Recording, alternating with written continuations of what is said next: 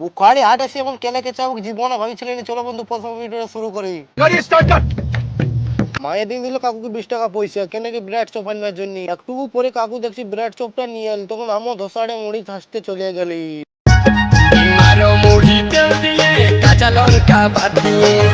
পুরা পুরো পুরো ব্রেড চপটা দিয়ে মুড়ি ধসতে ব্রেড মজা লাগিল, তখন দিলি আমও ধসিয়ে চুলটা বাগিয়ে বেগে হাট যাওয়ার জন্য রেডি হচ্ছি।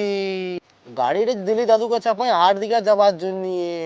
বুখারি স্পিড গাড়ি দিলি ভাগায়। একটু পরে আর দিকে পৌঁছে গেলি। একটু পরে আমি বুকারে কুলা কিনতে চলে গেলি।